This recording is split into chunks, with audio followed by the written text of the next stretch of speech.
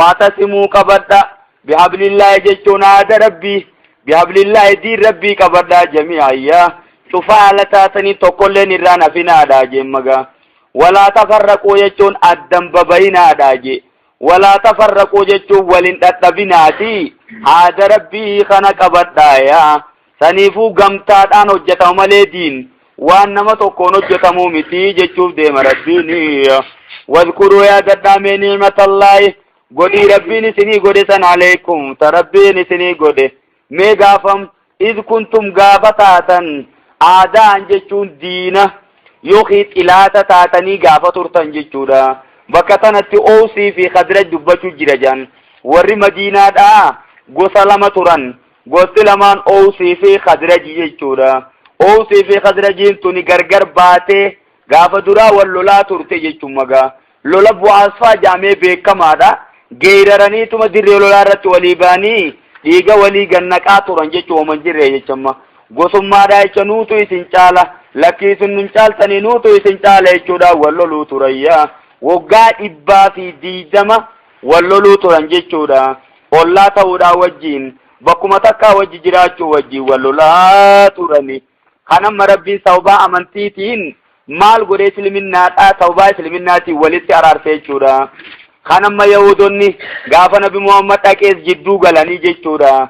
Maal godhan ammaasis lola keessan deebisuuf mee lola bu'aas ka gaafattiisan yaadadhaa jan.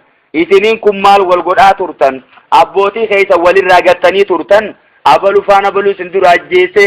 Abalufaan abaluu isin dura ajjeesee jee keessa seenee shayxaanni jechuudha. Jarrummaan duraan nagayaan akkanatti jaalala kana wajji jiru ammumaan tan eegii diddiimattee walii kaimaas. Deebii dirree sanitti walii gabba'i hanqanumattuu ergamaan dhagee jechuudha. Abookkamumatti waan akkanaa ta dur wallaala dursanitti deebitanii dhugatti waan gaafa wallaalaa ta dursanitti kamitichi deebitan. Rabbiinis ayata quraanaa kana buuse jechuun magaa sababaa sanitti. Waatasimuu qabaddaa bi'ablillaahi.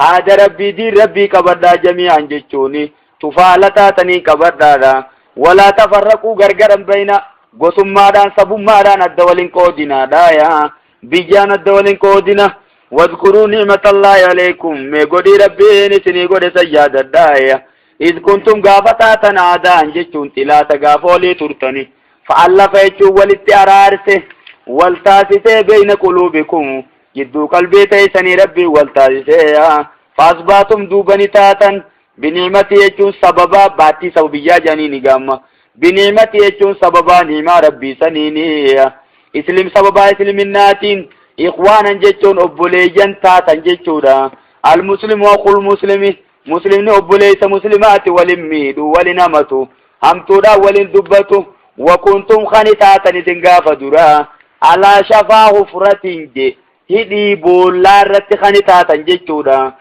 هدي شفا جيشون هدي جيشوما حفرة جيشون بولا جيشوما هدي بولا من النار إبدراتات رت خانتاتني فانكزكم جيشون سندچات ربيني من آيشون بولا سني راي سندچات جملا أجماني بد جهنم اتخاني خطوخاتني سببا من تيدات ربي سندچات كذلك يجون كانت يبين الله لكم ربي نسني الدباسة آياتي يجون آيات قرآن سا كانت سني الدباسة يوخي آياتي يجون غرصة ساجة مغا أكانت سني الدباسة لعلكم تاتدون أكا كجيل تنيف ججة